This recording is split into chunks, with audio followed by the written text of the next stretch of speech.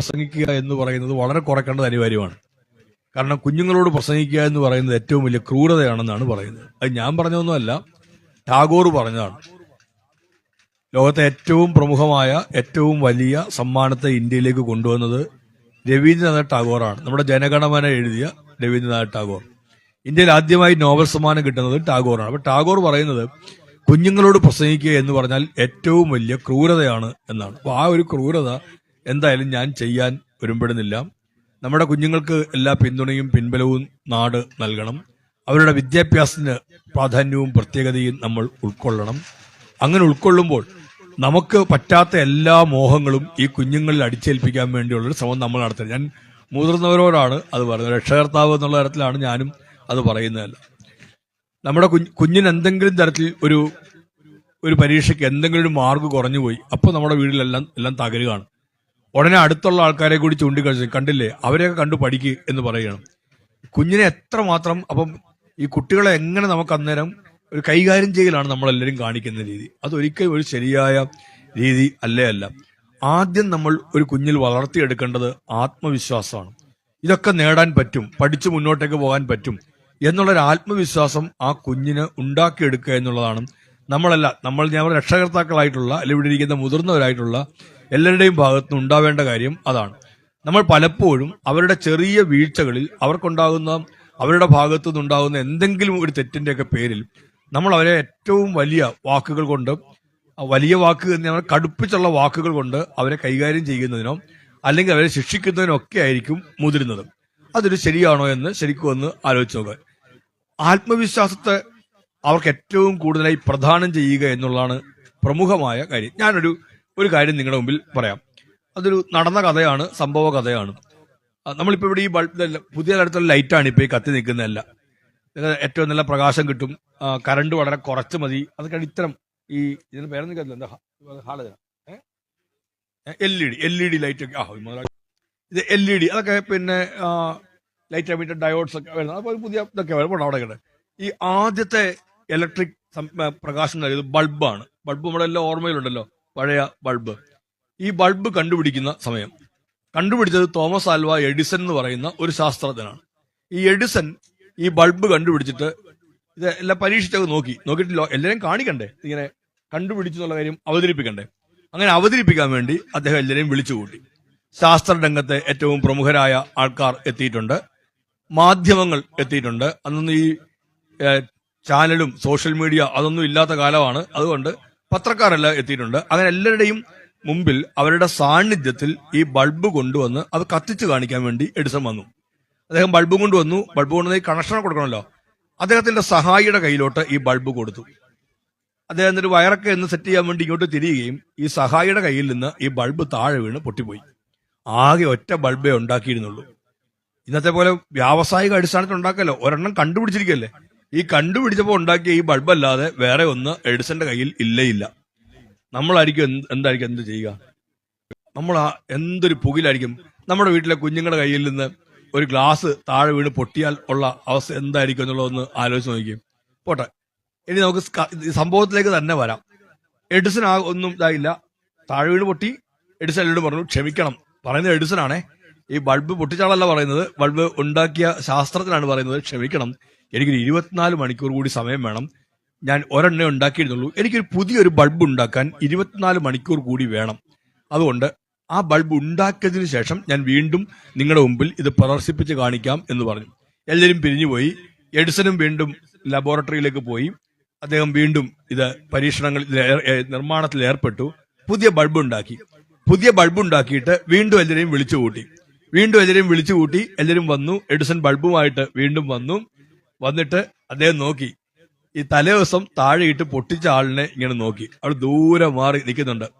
വല്ലാത്തൊരു മോശപ്പെട്ടൊരു കാര്യം ചെയ്താണ്. ഒരു മനുഷ്യന്റെ ഏറ്റവും വലിയ കണ്ടുപിടുത്തമാണ് നിമിഷ നേരം കൊണ്ട് താഴെ വീണ് പൊട്ടിച്ചെതറിയത്. നമ്മുടെ വീട്ടിലൊരു ഗ്ലാസ് ഒന്നും അല്ലേ, പൊട്ടിച്ചെറിയ. ലോകത്തെ ആദ്യമായിട്ട് ബൾബ് ഉണ്ടാക്കി വന്നിരിക്കുന്നതാണ്.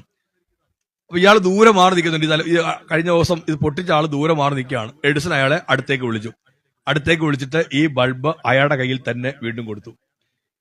എന്നിട്ട് ഇതെല്ലാം വയറെല്ലാം ഘടിപ്പിച്ചു, പ്രകാശിച്ചു. അത്ഭുതമാണ്. അതേവരെയും മെഴുകുതിരികളും എണ്ണവിളക്കുകളും മാത്രം പ്രകാശിക്കുന്നിടത്ത് അതിൽ നിന്ന് മാത്രം രാത്രി നേരങ്ങളിൽ പ്രകാശം കിട്ടിക്കൊണ്ടിരിക്കുന്നിടത്ത് ഒരു പുത്തൻ കണ്ടുപിടുത്തം അവതരിപ്പിച്ചു, അത് വിജയിച്ചിരിക്കുന്നു, പ്രകാശം ഉണ്ടായിരിക്കുന്നു. എല്ലാവർക്കും അത്ഭുതമായി. കയ്യടികളോട് കൂടിയിട്ടാണ് അവിടെ കൂടിയ മുഴുവൻ ആൾക്കാരും ഈ ബൾബിന്റെ ആദ്യത്തെ അവതരണത്തെ സ്വീകരിക്കുന്നു. ഇനി മാധ്യമങ്ങൾക്കൊക്കെയുള്ള ചോദ്യങ്ങളൊക്കെ ചോദിക്കാം.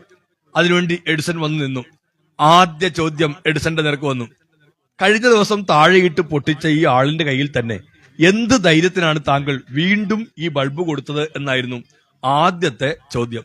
ചിരിച്ചുകൊണ്ട് എഡിസൺ മറുപടി പറഞ്ഞു, എനിക്ക് ഈ ബൾബ് ഉണ്ടാക്കാൻ കേവലമായ 24 മണിക്കൂർ മാത്രം മതി.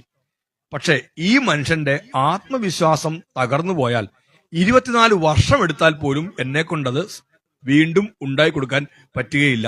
ഞാൻ കണക്ക് കൂട്ടിയത് ആ മനുഷ്യന്റെ ആത്മവിശ്വാസം തകരരുത് എന്ന കാര്യമായിരുന്നു എന്ന് പറഞ്ഞു. നോക്കണേ, എത്ര രസകരമായ ഒരു മറുപടി എന്നല്ല, എത്ര ഗൗരവതരമായി ഒരു കാര്യത്തെയാണ് തോമസ് ആൽവ എഡിസൺ എന്ന് പറയുന്ന ശാസ്ത്രജ്ഞൻ അവിടെ അവതരിപ്പിച്ചതെന്ന് ഒന്ന് ആലോചിച്ച് നോക്കാം. എനിക്ക് തോന്നിയിട്ടുണ്ട് ബൾബിനേക്കാൾ ഏറ്റവും വലിയ പ്രകാശം പരത്തുന്ന ഒരു വാചകമായി ആ ബൾബ് കത്തിയപ്പോൾ ഉള്ളതിനേക്കാൾ വലിയ പ്രകാശമാണ് എഡിസന്റെ ഈ വാക്കുകളും എഡിസന്റെ ആ പ്രവൃത്തിയും ലോകത്തിന്നും പരത്തിക്കൊണ്ടിരിക്കുന്നത്, ലോകത്തിന്നും കാഴ്ചവെച്ചുകൊണ്ടിരിക്കുന്നത്. ആത്മവിശ്വാസമാണ് ഏറ്റവും പ്രധാനപ്പെട്ട കാര്യം. അപ്പൊ നമ്മുടെ ഒരു വാക്കുകൊണ്ടോ നമ്മുടെ ഒരു പ്രവൃത്തി കൊണ്ടോ നമ്മുടെ കുഞ്ഞുങ്ങളുടെ അല്ല ഒരാളുടെയും ആത്മവിശ്വാസത്തെ തകർക്കാൻ പാടില്ലാത്തതാണ്. നമ്മൾ പലപ്പോഴും അറിഞ്ഞോ അറിയാതെയോ ചെയ്യുന്നത് നമ്മുടെ നാക്കുകൊണ്ടും നമ്മുടെ വാക്കുകൊണ്ടും നമ്മുടെ പ്രവൃത്തി കൊണ്ടും ഓരോന്നിനെയും കുറ്റപ്പെടുത്തി നമ്മളെ ഇല്ലാണ്ടാക്കാണ് നോക്കുന്നത്. നമ്മളൊരു വര വരയ്ക്കും, ഈ വരയിലൂടെ തന്നെ ആയിരിക്കണം പോകേണ്ടതെന്ന് നമ്മൾ അങ്ങ് നിശ്ചയിക്കുകയാണ്. എങ്ങനെ നിശ്ചയിച്ചു? നമ്മൾ അങ്ങ് നിശ്ചയിച്ചു. നമുക്ക് അതിനേക്കുള്ളൊരു സ്വാതന്ത്ര്യം ഉണ്ടെന്നാണ് നമ്മൾ കരുതുന്നത്. നമ്മളെല്ലാം അറിവുള്ളവരാണെന്നുമാണ് രക്ഷകർത്താക്കളായ നമ്മുടെ എല്ലാം ധാരണ. അങ്ങനെയൊന്നുമല്ല. നമ്മളെക്കാൾ എത്രയോ മിടുക്കരാണ് ഈ കുഞ്ഞുങ്ങളെന്നൊന്ന് ആലോചിച്ച് നോക്കാം. ഈ നമ്മുടെ കുട്ടികളൊക്കെ നമ്മളെക്കാളൊക്കെ നല്ല മികവാർന്ന രീതിയിൽ അവർ ഈ കാര്യങ്ങളൊക്കെ മനസ്സിലാക്കുകയൊക്കെ ചെയ്യുന്നുണ്ട്. നമ്മുടെ കുഞ്ഞുങ്ങൾ നമ്മളെ പോലെയൊക്കെ ഇരിക്കും. ചിലർ പറയുമല്ലോ, അച്ഛനെ പറിച്ചു വെച്ചതുപോലെ ഇരിക്കുന്നു. അമ്മയുടെ ഫോട്ടോ സ്റ്റാർട്ടാണ്. കേൾക്കുമ്പോൾ നമുക്കൊക്കെ ഒരു നല്ല സന്തോഷം ഉണ്ടാവും. നമ്മളെപ്പോലെ ഇരിക്കുന്നു എന്നൊക്കെയല്ലേ പറയുന്നത്. പക്ഷെ നമ്മളെപ്പോലെ ഇരിക്കുന്നു എന്നേ ഉള്ളൂ. നമ്മളാണെന്ന് ധരിക്കുകയേ ചെയ്യരുത്. നമ്മളുടെ ബുദ്ധിയോ നമ്മുടെ ശക്തിയോ നമ്മുടെ കഴിവോ ഒന്നുമല്ല. അതിനപ്പുറത്തേക്കാണ് ഈ കുഞ്ഞുങ്ങൾക്കെല്ലാം ഉള്ളതെന്ന് നമ്മൾ കരുതുക. നമ്മളിൽ നിന്ന് വന്നതാണ്, പക്ഷെ അത് നമ്മളാണെന്ന് ഒരിക്കലും ധരിക്കരുത്. ഓരോ കുഞ്ഞും ഓരോ വ്യക്തിത്വമാണ്. ഇവിടെ ഈ സ്കൂൾ തുറക്കുമ്പോൾ രക്ഷകർത്താക്കൾക്ക് ചിലരൊക്കെ വലിയ ആശ്വാസം പറഞ്ഞു. ഞാൻ എൻ്റെ വീട്ടിൽ കേട്ടിട്ടുള്ളതാണ്, പള്ളിക്കൂടം എങ്ങനെയെങ്കിലും തുറന്നാൽ മതിയായിരുന്നു, 2 എണ്ണത്തിനെ കൊണ്ട് അയച്ചിരുന്നെങ്കിൽ സമാധാനമാകുമായിരുന്നു എന്ന് പറയും. കുഞ്ഞുങ്ങളെ അയക്കാനുള്ള എന്തോ ഒരു ജയിലാണെന്നാണ് നമ്മുടെ പല രക്ഷകർത്താക്കളും, എൻ്റെ വീട്ടിൽ ഉൾപ്പെടെ കാര്യം വെച്ചാണ് ഞാൻ പറയുന്നത്, എല്ലാവരുടെ ഒരു ധാരണ അങ്ങനെയാണ്. സ്കൂളൊന്ന് തുറന്നു കിട്ടിയാൽ മതിയായിരുന്നു, 2 എണ്ണത്തിനെ കൊണ്ടുള്ള ശല്യം ആ സ്കൂളിലേക്ക് പോകും. അപ്പൊ സ്കൂളെന്ന് പറഞ്ഞാൽ ഈ തരത്തിൽ ഏതാണ്ട് ദുർഗുണ പരിഹാര പാഠശാല എന്നൊക്കെ പറഞ്ഞ പോലെയാണ്. ഏതാണ്ട് കുഞ്ഞുങ്ങളെ അടയ്ക്കാനുള്ള ജയിലാണെന്നാണ് ചിലരെല്ലാം കരുതുന്നത് സ്കൂൾ എന്ന് പറഞ്ഞാൽ. നമ്മുടെ സ്കൂളിന്റെ രീതി അങ്ങനെയല്ല നമ്മൾ കണക്കാക്കേണ്ടത് എന്നുള്ളതേ ഉള്ളൂ. നമ്മുടെ കുഞ്ഞിനെ അയക്കേണ്ട ഒരു ജയിലല്ല സ്കൂളും. കുഞ്ഞിന്റെ മറ്റൊരു വീടായി തന്നെ കുഞ്ഞിന് കണക്കാക്കേണ്ടതാണ്. നമുക്ക് പക്ഷെ നമ്മുടെ ഒരു വിദ്യാഭ്യാസത്തിന്റെ ചില ഇതെല്ലാം ഉണ്ട്. എത്ര പുസ്തകങ്ങൾ അതെല്ലാം അവിടെ കെട്ടിപ്പറക്കി പോകുന്ന കണ്ടുകഴിഞ്ഞാൽ നമുക്ക് വല്ലാത്തൊരു ആയിത്തീരും. പാഠപുസ്തകങ്ങൾക്ക് ഒരുപാട് മാറ്റങ്ങളൊക്കെ ഇപ്പൊ സർക്കാർ വരുത്തിയിട്ടുണ്ട്. പഠനത്തിന്റെ ഭാഗമായിട്ടും ഒരുപാട് മാറ്റങ്ങൾ കേരളത്തിൽ കാലങ്ങളായി അല്ലെങ്കിൽ ഉയർന്നു വന്നുകൊണ്ടിരുന്ന ഈ ആവശ്യകതയെ അല്ലെങ്കിൽ നിർദ്ദേശങ്ങളെ ഒക്കെ പരിഗണിച്ചുകൊണ്ടാണ് നമ്മുടെ പാഠപുസ്തകങ്ങളിൽ വലിയ മാറ്റങ്ങൾ വരുത്തിയിരിക്കുന്നത്. പുതിയ പാഠപുസ്തകമൊക്കെ നോക്കിക്കഴിയുമ്പോൾ ഞാൻ തന്നെ അത്ഭുതപ്പെട്ടു പോയി. എന്ത് വലിയ മാറ്റങ്ങളാണ് ആ പാഠപുസ്തകത്തിന്റെ ഭാഗമായിട്ട് വന്നിരിക്കുന്നതെല്ലാം. നമ്മളൊക്കെ എന്റെ തലമുറയിൽപ്പെട്ടവർ സ്കൂളിൽ പഠിച്ചതിൽ നിന്ന് വലിയ മാറ്റങ്ങൾ ആ രംഗത്തെല്ലാം ഉണ്ടായി. ഇത്തരം വലിയ മാറ്റങ്ങൾ നമ്മുടെ നാട്ടിൽ നമ്മുടെ സ്കൂളുകളുമായി ബന്ധപ്പെട്ട വിദ്യാഭ്യാസ മേഖലയിലൊക്കെ നടക്കുന്നുണ്ട്. കുഞ്ഞുങ്ങൾ ഏറ്റവും മികവാർന്ന തരത്തിൽ അവർ നിൽക്കുന്നുണ്ട്. നമ്മൾ കണക്കാക്കുന്നതിന് അപ്പുറത്തേക്കുള്ള കാര്യങ്ങളെ കുറിച്ചാണ് അവർ പറയുന്നത്. ഞാൻ ഒരിക്കൽ കുഞ്ഞിനോട് ചോദിച്ചു, നിങ്ങൾക്ക് എന്താവാനാണ് ആഗ്രഹം എന്ന് ചോദിച്ചു. അവർ പറഞ്ഞത് കേട്ടിട്ട് ഞാൻ അത്ഭുതപ്പെട്ടു പോകണം. ഓരോരുത്തരും ഈ സ്പേസിന്റെ കാര്യമൊക്കെ നമ്മൾ കേട്ടിട്ടുണ്ട്, ഇപ്പം ഈ ബഹിരാകാശത്തിന്റെ. പക്ഷെ അതിന് വേറൊരു പേരാണ് ആ കുഞ്ഞു. എനിക്ക് ഇപ്പൊ തന്നെ അത് ഓർത്തെടുക്കാൻ കഴിയുന്നതേ ഇല്ല. അപ്പൊ നോക്കൂ, നമ്മുടെ മുമ്പിൽ ഈ കുഞ്ഞുങ്ങളൊക്കെ ഞാൻ ഈ നേരത്തെ പറഞ്ഞതുപോലെ വളരെ മികവാർന്ന് ലോകത്തെയൊക്കെ മനസ്സിലാക്കി ആ കുഞ്ഞുങ്ങളൊക്കെ വളർന്നു വരുന്നുണ്ട്. നമുക്ക് അവരുടെ ബുദ്ധിമുട്ടുകളുടെയും പ്രയാസങ്ങളും അനുഭവിക്കുന്നില്ലെങ്കിൽ അവരെ സഹായിച്ച് അവരെ ആ തരത്തിൽ മുമ്പോട്ടേക്ക് കൊണ്ടുപോകുക എന്നുള്ളതാണ്. ഒഴിഞ്ഞ ഏതോ പാത്രമാണ് നമ്മുടെ കുഞ്ഞുങ്ങളെന്ന് ആരും ധരിക്കരുത്. നമ്മൾ ആ ഒഴിഞ്ഞ പാത്രം നിറയ്ക്കുക എന്നുള്ളതാണ് അധ്യാപകരുടെയും രക്ഷകർത്താക്കളുടെയും ഒക്കെ ജോലി. അപ്പൊ ഒന്നും അറിയാൻ വയ്യാത്ത എന്തോ ഒരു ഒഴിഞ്ഞ പാത്രം കണക്കെയാണ്. അല്ല, നമ്മൾ ആ ഒഴിഞ്ഞ പാത്രം നിറയ്ക്കാൻ വേണ്ടി നമ്മൾ ആരും നിൽക്കുകയും വേണ്ട. കുഞ്ഞതെല്ലാം മനസ്സിലാക്കുന്നുണ്ട്, എല്ലാ കാര്യങ്ങളും ഉൾക്കൊണ്ടുവരുന്നുണ്ട്. മെച്ചപ്പെട്ട തരത്തിലുള്ള വിദ്യാഭ്യാസം കൊടുക്കുന്ന സൗകര്യങ്ങൾ ഒരുക്കുക, കുഞ്ഞിനെ കാര്യങ്ങൾ ഈ സമൂഹം രീതികൾ കാര്യങ്ങളൊക്കെ പറഞ്ഞ് ആ കുഞ്ഞിനെ ആ തരത്തിലേക്ക് കൂടെ നിൽക്കുന്ന ഒരു ഗൈഡിനെ പോലെ ഒരു സഹായമാണ് നമുക്ക് ചെയ്തു കൊടുക്കാൻ പറ്റുക. അങ്ങനെ ചെയ്യുമ്പോൾ ആ കുഞ്ഞുങ്ങൾക്ക് ഏറ്റവും മികവാർന്ന തരത്തിൽ മുന്നോട്ടേ പോകാൻ കഴിയും. ഇങ്ങനെ കുഞ്ഞുങ്ങളെ അനുമോദിക്കുമ്പോഴും അഭിനന്ദനമൊക്കെ കൊടുക്കുമ്പോഴും മറ്റുള്ളവർക്കും അതൊരു പ്രേരണ കൂടി ആയിത്തീരും. ആ പ്രേരണ എല്ലാവർക്കും ഉണ്ടാവട്ടെ. അങ്ങനെ ഒരു പ്രേരണ ഉണ്ടാവുക മികവാർന്ന വിദ്യാഭ്യാസം നേടുന്നതിനകത്ത്, അല്ലെങ്കിൽ മെച്ചപ്പെട്ട തരത്തിൽ പഠനരംഗത്ത് ഉയർന്നു വരുന്നതിനകത്ത് എല്ലാവർക്കും ഒരു പ്രോത്സാഹനം ഉണ്ടാവുക. ഒരു നാട് അത്തരൊരു പ്രോത്സാഹനത്തിലേക്ക് ഇറങ്ങുന്നു. ഒരു ലോകത്തിന്റെ ഏത് മുക്കിനും മൂലയിലേക്കും പോകുമ്പോഴും ജീവിതത്തിന്റെ ഉന്നതമായ മേഖലകളിലേക്കെല്ലാം എത്തുമ്പോഴും അവരുടെ ഉള്ളിൽ ഈ നാടും ഈ ഗ്രാമവും ഇവിടുത്തെ ഇതിന്റെ മണവും വിശുദ്ധിയും എല്ലാം ഉണ്ടാവണം. ഒരു ജനതയോട്, സാധാരണ മനുഷ്യരോട് അവർക്കൊക്കെ സ്നേഹവും ഇഷ്ടവും പ്രതിപത്തിയും ഉള്ളവരായിത്തീരണം. വൈലോപ്പിള്ളി എഴുതുന്നുണ്ട്, ഏത് ദൂസര സങ്കല്പങ്ങളിൽ പിറന്നാലും ഏത് യന്ത്രവൽകൃത ലോകത്തിൽ പുലർന്നാലും മനസ്സിലുണ്ടാവട്ടെ ഗ്രാമത്തിൻ വെളിച്ചവും മണവും മമതയും ഇത്തിരി കൊന്നപ്പൂവും എന്നാണ്.